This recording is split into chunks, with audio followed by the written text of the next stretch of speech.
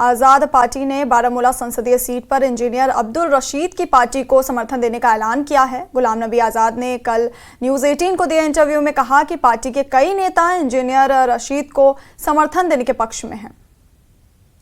Engineer Rashid साहब के साहबजादे ने रिक्वेस्ट की थी आज़ाद साहब से, और आज़ाद साहब ने उस वक्त शोएब साहब जो है हमारे डिस्ट्रिक्ट प्रेसिडेंट, उनको कहा था कि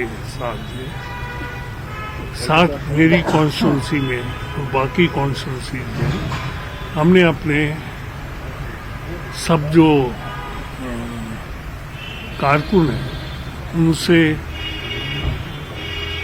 कहा था कि आप इसकी मदद करें, और वही चल रहा था। मुझे पूरा यकीन है कि इंजीनियर रशीद जो है बड़े बड़े दिग्गज लीडर जो हैं उनको शिकस्त देगा। उमर अब्दुल्ला साहब का एक बयान कल सामने आता है जहां पर वो कहते हैं कि आप इंजीनियर रशीद को सपोर्ट कर रहे हैं दिल्ली के इशारों पर, क्या कहेंगे? देखो, दिल्ली के इशारे पे तो 75 साल से एनसी चलती आई है और मुझसे कौन ज्यादा जानता है, क्योंकि इशारे देने वालों में हम भी कभी कभी होते थे। तो इसलिए वो दिल्ली के इशारों पे उनकी पार्टी की आदत हो गई है 75 साल से।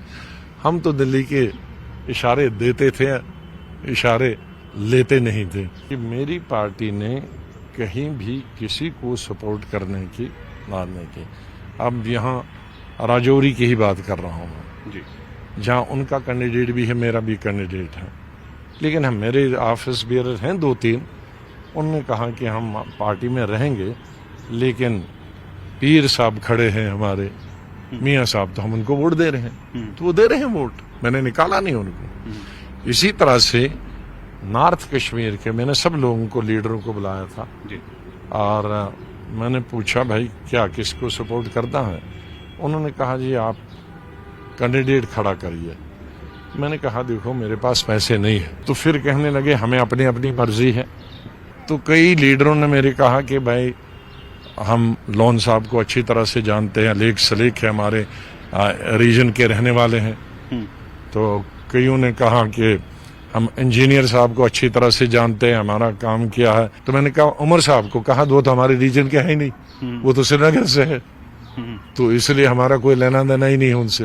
तो एक तरीके से कहीं एनसी बेनिफिटरी हमारे लोगों से, कहीं इंजीनियर साहब हैं और कहीं लोन साहब है।